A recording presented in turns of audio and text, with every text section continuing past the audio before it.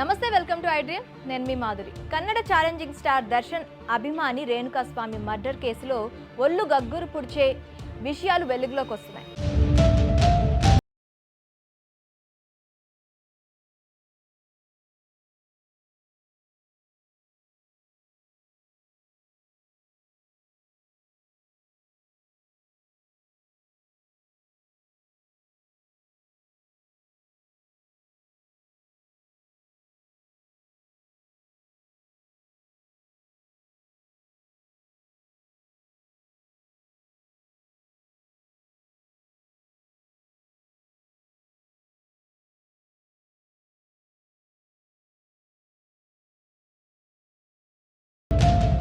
ఈ కేసులో దర్శన్ అభిమాన సంఘాల ప్రతినిధులు కూడా ఉండడంతో పోలీసులు రాష్ట్ర వ్యాప్తంగా విచారణ చేపడుతున్నారు. రేణుకాస్వామి పోస్ట్ మార్టంలోని అంశాలు ఒక్కొక్కటిగా బయటకు వస్తున్నాయి. మొదటగా నిందితులు రేణుకాస్వామిని తాళ్లతో కట్టేసి కర్రలతో దారుణంగా కొట్టారు. ఆ తర్వాత మగ్గర్తో కరెంట్ షాక్ ఇచ్చారు.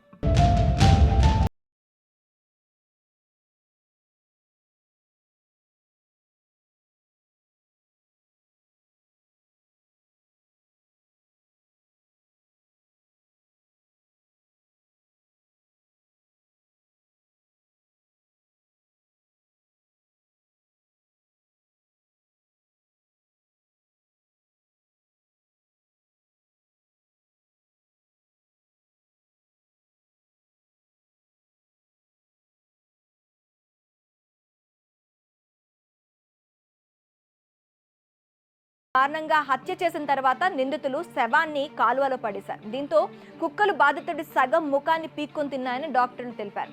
రేణుకాస్వామి మర్డర్ జరిగిన ప్రాంతంలోని సెక్యూరిటీ గార్డ్ రూమ్ లో రేణుకాస్వామి రక్తపు మరకలను, వెంట్రుకలను, దుస్తులను పోలీసులు సేకరించారు.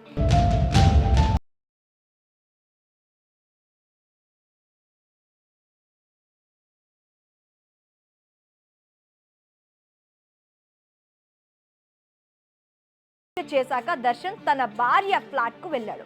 ఆ రోజు దర్శన్ వేసుకున్న లోఫర్స్ షూస్ ను అతడి భార్య ఫ్లాట్ వద్ద పోలీసులు గుర్తించారు. అక్కడి నుంచి మైసూర్ బయలుదేరే ముందు భార్యతో కలిసి పూజలు కూడా చేసినట్లు పోలీసులు విచారణలో తేలింది.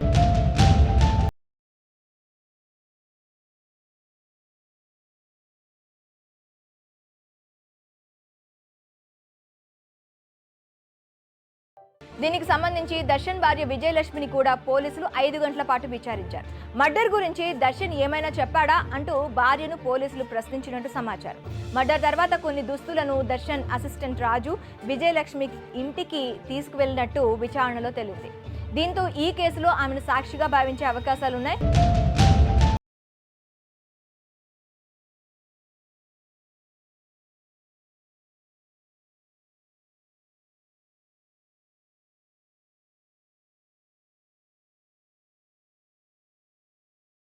రేణుకాస్వామి మర్డర్ కేసులో దర్శన్ ఫ్యాన్ క్లబ్ వాళ్లు కూడా కీలక పాత్ర పోషించారు. ఈ నేపథ్యంలో కర్ణాటక వ్యాప్తంగా దర్శన్ ఫ్యాన్ క్లబ్ కార్యకలాపాలపైన పోలీసులు దృష్టి సారించారు. వాళ్ళందరికీ దర్శన్ ప్రొడ్యూసర్ల నుంచి పెద్ద ఎత్తున నిధులు అందినట్టు తేలింది.